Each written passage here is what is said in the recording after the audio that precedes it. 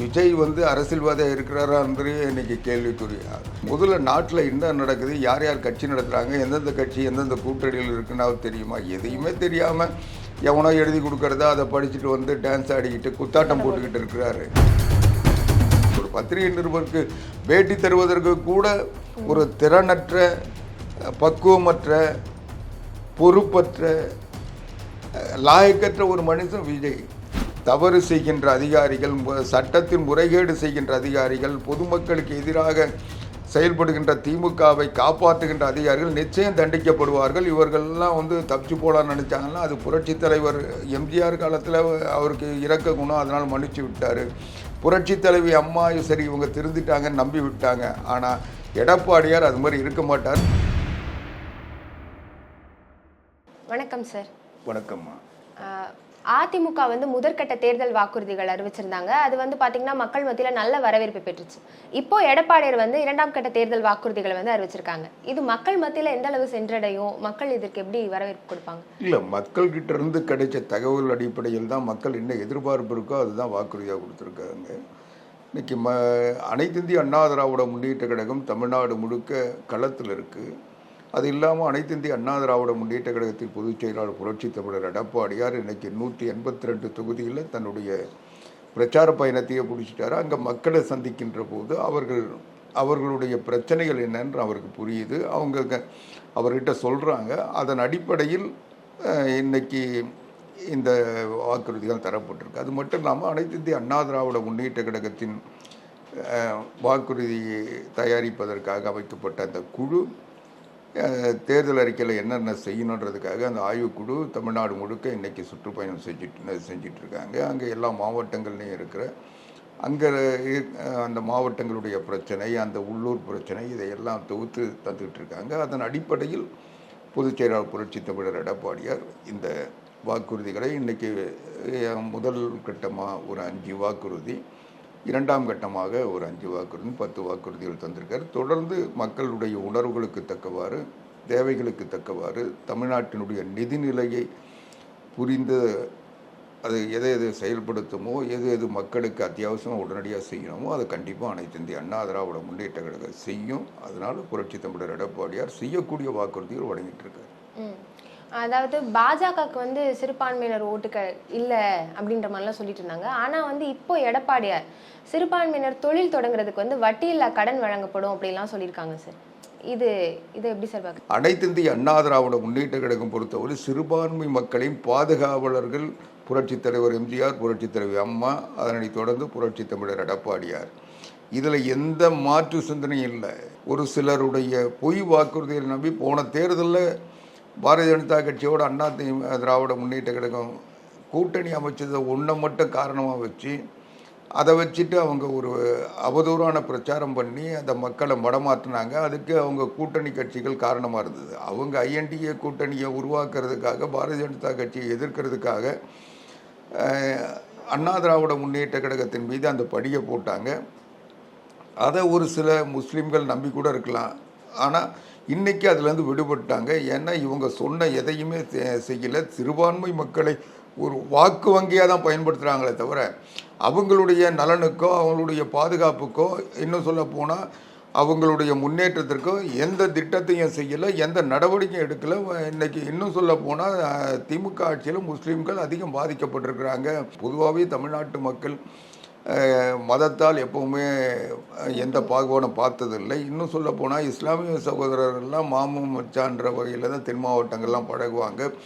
எல்லா நிகழ்ச்சிகளும் எத்தனையோ இந்து பண்டிகைகளுக்கு முஸ்லீம்கள் வாழ்த்து தெரிவிப்பதும், முஸ்லீம் பண்டிகைகளுக்கு இந்து வாழ்த்து தெரிவிப்பதும் வழக்கமாக நடக்கிற ஒன்று. அது தமிழ்நாட்டினுடைய பண்பாட்டை சார்ந்த ஒன்று. அதனால் திமுக வாக்குக்காக இன்றைக்கி மக்களை மதத்தின் வழியாக பிரிக்கின்ற இந்த சூழ்ச்சியிலும் எந்த சிறுபான்மை மக்களும் இரையாக மாட்டாங்க.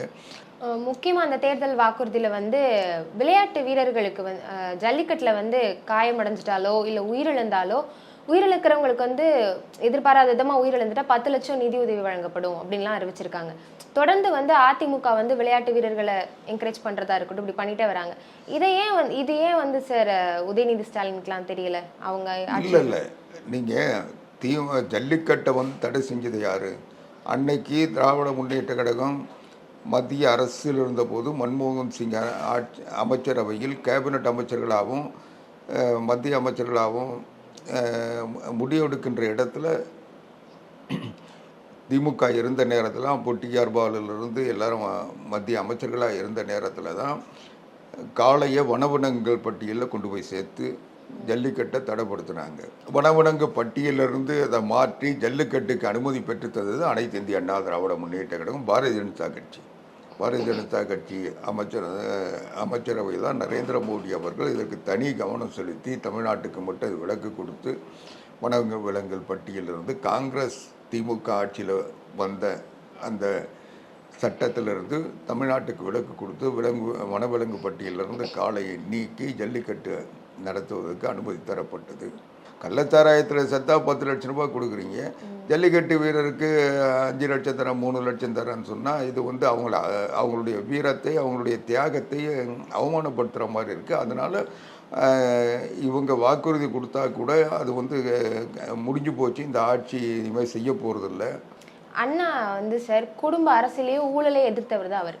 ஆனால் அப்படி இருக்கணும்னு தான் திமுக உருவாக்கணும். ஆனால் திமுக இப்போ அப்படி இருக்கா சார்? திமுக எப்படி இருக்குன்னு உலகத்துக்கே தெரியும். அவங்களே சொல்கிறாங்க. இன்றைக்கி ரோட்டில் பார்த்தீங்கன்னா திமுகன்னு ஒரு போஸ்டர் இருந்ததுன்னா அதில் பார்த்தீங்கன்னா இந்த பக்கம் அப்பா கையை காட்டுவார், அந்த பக்கம் பையன் கையை காட்டுவார். அவங்க தாத்தாவை கூட மறந்துட்டாங்க. அந்த லட்சத்தில் தான் திமுக இருக்குது. இன்றைக்கி வந்து அடுத்து இன்ப நிதியை தான் அதில் இடம்பெற முடியுமே தவிர திமுகவுக்கு உடைச்சவங்களோ இல்லை திமுகவை உருவாக்கினவங்களோ அதில் இடம்பெற முடியுமா? இன்றைக்கி பிறகு அண்ணா அவர்களோடு ஒப்பிடுவதற்கு எந்தவித தகுதியும் அருகதையும் இல்லாத ஒருத்தர் தான் ஸ்டாலின். இன்றைக்கி அண்ணா இந்த கட்சியை திராவிட முன்னேற்ற கழகத்தை உருவாக்கி காங்கிரஸ் கட்சியை வேரோடும் வேரடி மண்ணோடும் தமிழ்நாட்டிலிருந்து வீழ்த்தியவர் பேரறிஞர் அண்ணா. அண்ணா இல்லைன்னா காங்கிரஸ் தான் தொடர்ந்து ஆண்டிருக்கோம். கார் உள்ளளவும் கடல் நீர் உள்ளளவும் நாங்கள் தான் ஆள பிறந்தவர்கள், சுதந்திரத்தை நாங்கள் தான் வாங்கினோம், யாருக்கும் கொடுக்காம நாங்களே வச்சுருக்க போகிறோம்னு சொல்லிட்டு இருந்தது காங்கிரஸ். அப்படிப்பட்ட காங்கிரஸை இன்றைக்கி ஒரு சாதாரண சாமானியர்களை கூட்டி ஒரு கூட்டணி அமைச்சு வீழ்த்தியவர் பேரறிஞர் அண்ணா. ஆனால் அண்ணாவினுடைய மரணத்திற்கு பிறகு புரட்சித் தலைவர் எம்ஜிஆர் காலில் விழுந்து மந்திரியான முதலமைச்சரான மு.க. ஸ்டாலின் அதுக்கு பிறகு கொஞ்சம் கொஞ்சமாக பிரித்து எல்லாரையும் விரட்டிட்டு இவங்க குடும்பத்தை தவிர வேறு யாரும் இந்த கட்சியில் இருக்கக்கூடாதுன்ற ஒரு நிலையை, தலைமை பதவினா அது அவங்க கட்சியில் அவங்க குடும்பத்துக்கு தான், அவங்க குடும்பம் மட்டும்தான் தலைமை பதவிக்கு வர முடியுன்ற ஒரு நிலையை உருவாக்கி வச்சுருக்கவங்க. அதை கருணாநிதி உருவாக்கினார். அது அவங்க பையன் ஸ்டாலின் தொடர்ந்துகிட்டு இருக்காரு. அதை கொண்டு போய் அடுத்து உதயநிதிகிட்ட கொடுக்கறதுக்கு அவங்க தயாராகிட்டாங்க. இது எதுவுமே வந்து அண்ணாவையோடு ஒப்பிடுவதற்கு எந்தவித தகுதி இல்லாத ஒருத்தர் கருணாநிதிக்கே தகுதி இல்லைன்னா அவங்க குடும்பத்துக்கு எங்கே தகுதி வந்துடும்? இப்போ பார்த்தீங்கன்னா சார், அண்ணாவோட பேரை வந்து யார் யாரோ பயன்படுத்துகிறாங்க. புதுசாக கட்சி தொடங்கின விஜய்லாம் அண்ணாவோட பேரை பயன்படுத்துகிறாரு. அவருக்கு அந்த தகுதியெலாம் இருக்குதா சார் அண்ணாவோட பேரை பயன்படுத்துறதுக்கெலாம்? நீங்கள் விஜய்க்கு தகுதி இருக்கான்னு இல்லை, விஜய் வந்து அரசியல்வாதியாக இருக்கிறாரான்றது இன்றைக்கி கேள்விக்குறி. இன்றைக்கி கூட அனைத்து இந்திய அண்ணா திராவிட முன்னேற்ற கழகத்தின் பொதுச் செயலாளர் புரட்சி தமிழர் எடப்பாடியார் மிக தெளிவாக சொல்லியிருக்காரு. அவருக்கு முதல்ல நாட்டில் என்ன நடக்குது, யார் யார் கட்சி நடத்துகிறாங்க, எந்தெந்த கட்சி எந்தெந்த கூட்டணியில் இருக்குன்னா தெரியுமா? எதையுமே தெரியாமல் எவனோ எழுதி கொடுக்கறதா அதை படிச்சுட்டு வந்து டான்ஸ் ஆடிக்கிட்டு குத்தாட்டம் போட்டுக்கிட்டு இருக்கிறாரு. அவர்கிட்ட போய் நீங்கள் எதுக்கு வந்து இந்த கேள்வியெல்லாம் நம்ம கேட்கணும்? அவர் வந்து பத்திரிகை நிருபரையும் பார்க்கறதில்ல, பொதுமக்களையும் பார்க்கறதில்ல. பொதுமக்கள் வந்தால் தான் நிறைய கூட்டம் சேர்ந்து அதனால் நான் வந்தேன்னா பிரச்சனைட்டு அவங்கள கூப்பிட்டு பார்க்குறாரு. பத்திரிகை நிருபர்களையும் அப்படி தானே செய்கிறார். ஒரு பத்திரிகை நிருபருக்கு பேட்டி தருவதற்கு கூட ஒரு திறனற்ற, பக்குவமற்ற, பொறுப்பற்ற, லாயக்கற்ற ஒரு மனுஷன் விஜய். அவர் வந்து ஒரு நடிகர். எல்லா நடிகருமே அப்படி தான் இருப்பாங்க. பெரும்பாலும் நடிகர் சினிமா துறையில் இருக்கவங்கெல்லாம் அவங்க எழுதி கொடுக்குற வசனங்களை வச்சு தான் ஒப்பிப்பாங்களே தவிர, அதை பேசுவாங்களே தவிர, அவங்களுக்கு இயல்பாக சிந்திக்கிற திறனோ சமுதாயத்தை பற்றிய நோக்கோ இருந்தது இல்லை. அதுக்கு விளக்காக இருந்த ஒருவர் புரட்சித் தலைவர் எம்ஜிஆர். அதுக்கு பிறகு அரசியலில் இருந்தாலும் ஒரு அறிவுஜீவாக இருந்தவங்க புரட்சி தலைவி அம்மா, நடிப்பு துறையில் இருந்தாலும். அதனால் அப்படிப்பட்ட ஒரு சிலர் விளக்கா இருக்கலாமே தவிர விஜய் போல தற்கொலைகள் அப்படி தான் இருப்பாங்க. ஓகே சார், இப்போ இந்த கரூரில் வந்து செய்தியாளரை வந்து திமுக எம்எல்ஏ பழனியாண்டி தாக்குனார். இப்போ அந்த தாக்குன வீடியோலாம் வெளிவந்திருக்கு. ஆனால் இப்போ வர அவர் மேலே வந்து எந்த நடவடிக்கையுமே எடுக்கப்படல. திமுக வந்து அவரை காப்பாத்துதா சார்? திமுக காப்புதா இல்லையான்றதுல உங்களுக்கு என்ன சந்தேகம்? திமுக எந்த இந்த அண்ணா யூனிவர்சிட்டி ஞானசேகரனே பிடிச்சிட்டு வந்து விசாரிச்சுட்டு இவர் நல்லவர், இவர் வல்லவர், அவர் மேலே சரித்திர பதிவேட்டில் குற்றவாளி, அவர் மேலே பல வழக்குகள், அப்படியாப்பட்டவரை கூப்பிட்டு வந்து காஃபி வாங்கி கொடுத்து அமிச்ச ஆட்சி தானே இவங்க. அதுக்கு பிறகு வேறு வழியே இல்லை. இல்லைன்னா வேற ஒருத்தர் மாட்டிப்பார். அவர் யார் இந்த சாரு, அவர் வந்து மாட்டிப்பார். இவர் வீட்டில் பிரியாணி துண்டு போனவங்கெல்லாம் மாட்டிக்க போகிறாங்கன்றதுக்கு தப்பிக்கிறதுக்காக அந்த அதில் ஒரு உடனடியாக எஃப்ஐஆர் ஆல்ட்ரு பண்ணி ஷார்ட் ஷீட்டை ஃப்ரேம் பண்ணி அந்த ஞானசேகரனை கொண்டு வந்து அதில் வழக்கில் சேர்த்து அது சிறையில் வச்சாங்க. அதனால் அவங்க வந்து திமுக ஆட்சியில் இன்னைக்கு வந்து இந்த ஆட்சி கருணாநிதியினுடைய வாரிசுகள், ஸ்டாலினுடைய வாரிசுகள், அந்த குடும்பத்துக்குரிய ஆட்சி அவங்களுக்கு கொடுக்குன்னா அவங்களுக்கு ஏவல் செய்கின்ற ஏவலாளிகள், அவங்களுடைய கொத்தடிமைகள், அவங்களுக்கு விசுவாசிகள், இவங்களை வந்து காப்பாற்றுறது அந்த ஆட்சி. இன்றைக்கி அதிகாரிகள் ஆணையிட்டு அதில் நடவடிக்கை எடுத்து ஒரு காரியம் நடக்குதுன்றதை விட இந்த திமுக காரங்க ஆதிக்கம் தான் நிற்கிது. அதனால தான் அவங்க கை கட்டி நிற்கிறாங்க. இன்றைக்கி கோர்ட்டில் போய் எதுக்கு மதுரை கலெக்டர் மன்னிப்பு கேட்குறாரு. அன்னைக்கு இவங்க சொன்ன போய் கேட்டு உயர்நீதிமன்றம் சொன்னாலும் நான் நடவடிக்கை எடுக்க மாட்டேன்னு சொல்லி உயர்நீதிமன்றம் பெரிய ஆளான்னு கேட்டார்.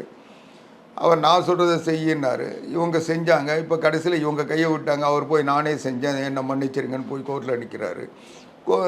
இந்த மாதிரி ஒவ்வொரு அதிகாரியும் இன்றைக்கி திமுகவை நம்பி, இந்த பொம்மை முதலமைச்சர் ஸ்டாலினை நம்பி, அவருடைய மகன் உதயநிதியை நம்பி இன்றைக்கி தவறு செய்கின்ற அதிகாரிகள், சட்டத்தின் முறைகேடு செய்கின்ற அதிகாரிகள், பொதுமக்களுக்கு எதிராக செயல்படுகின்ற திமுகவை காப்பாற்றுகின்ற அதிகாரிகள் நிச்சயம் தண்டிக்கப்படுவார்கள். இவர்கள்லாம் வந்து தப்பிச்சு போகலான்னு நினச்சாங்கன்னா அது புரட்சித் தலைவர் எம்ஜிஆர் காலத்தில் அவருக்கு இரக்க குணம், அதனால் மன்னிச்சு விட்டார். புரட்சித் தலைவி அம்மா சரி இவங்க திருந்திட்டாங்கன்னு நம்பி விட்டாங்க. ஆனால் எடப்பாடியார் அது மாதிரி இருக்க மாட்டார். அவர் கீழ்மட்டத்தில் தொண்டர்கள் ஒவ்வொருவரும் படுற வேதனையில் அவருக்கு தெரியும். அடிமட்டத்திலிருந்து அவர் மேலே போனதுனால இந்த அயோக்கிய பசங்க என்ன செய்வாங்க, என்ன செஞ்சுருக்காங்கன்னு அவருக்கு நல்லா தெரியும். அதனால் எந்த திமுககாரன் தண்டனை பெறுறதை விட அவங்களுக்கு துணை போகின்ற அரசு ஊழியர்கள் கண்டிப்பாக அவர்கள் கடமை மறந்து இந்த கொள்ளை கூட்டத்துக்கு உதவியாக இருக்க அத்தனை பேரும் தண்டனை பெறுவார்கள். அதனால தான் இன்றைக்கி 4000 கோடி 4 லட்சம் கோடி கொள்ளடிச்சிருக்காங்கன்ட்டு துறைதோறும் அந்த பட்டியலை வாங்கி இன்றைக்கி கவர்னர்கிட்ட கொடுத்து உச்சநீதிமன்றத்தினுடைய ஓய்வு பெற்ற நீதிபதி வச்சு விசாரணை கேட்டிருக்காரு. அதனால் அது நிச்சயம் அந்த விசாரணை வரும். அந்த விசாரணை வருகின்ற பொழுது தமிழ்நாட்டில் இவங்க அடித்த கொள்ளை எங்கெங்கே கொண்டு போய் வெளிநாடுகளில் பதுக்கி வச்சுருக்காங்கன்றதெல்லாம் இடி ஏற்கனவே எடுத்து வச்சுருக்கு. இன்னும் எடுக்க வேண்டியதை எடுப்போம். நிச்சயம் 2026 இந்த ஆண்டு பிறந்து 2 மாதம் ஆயிருக்கு. இன்னும் ஒரு 5 மாதம் பொறுத்துருங்க. அதுக்கு பிறகு ஸ்டாலின் தான் வராரு, விடியல் தர போகிறாருன்னவெல்லாம் எங்கே போகிறான்னு பாருங்கள். பல்வேறு கருத்துக்களை பகிர்ந்து கொண்டமைக்கு நன்றி சார்.